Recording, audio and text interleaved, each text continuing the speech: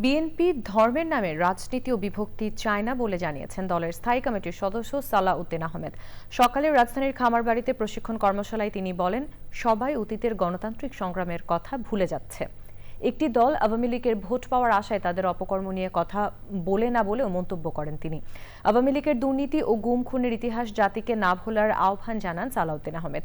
আক্তার হোসেনের রিপোর্ট।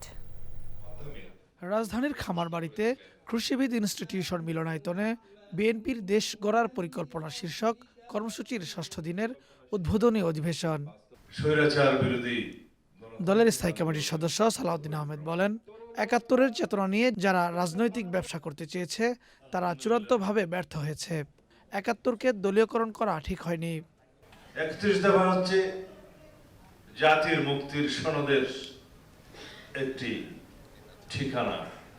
রাষ্ট্র কিভাবে চলবে, জনগণ কি চায়, রাজনৈতিক ভাবনা কি, এবং তাদের অধিকার প্রতিষ্ঠার জন্য, অর্থনৈতিক মুক্তির জন্য আমরা কি করতে পারি। একটি দল আওয়ামী লীগের ভোট প্রাপ্তির জন্য আওয়ামী লীগের বিরুদ্ধে একটি শব্দ উচ্চারণ করে না।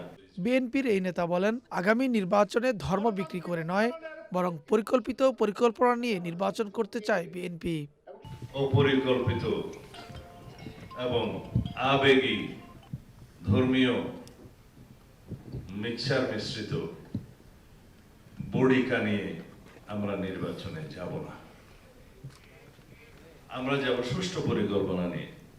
আমরা কখনো ধর্মের নামে রাজনীতিতে বিভক্তি আনতে চাই না, করব না। আমরা ধর্ম, বর্ণ এবং বিভিন্ন ভাষা ভাষী সংস্কৃতির নামে আমরা কখনো বিভাজন জাতিতে সৃষ্টি করতে চাই না। সকল মানুষেরই সাংবিধানিক পরিচয় হচ্ছে নাগরিক, সিটিজেন, বাংলাদেশের নাগরিক হিসেবে পরিচিত হইবে। নির্বাচনের তফসিল ঘোষণায় অনেকে ভারাক্রান্ত হলেও স্বাগত জানাতে বাধ্য হয়েছে বলেও মন্তব্য করেন বিএনপির এই সিনিয়র নেতা।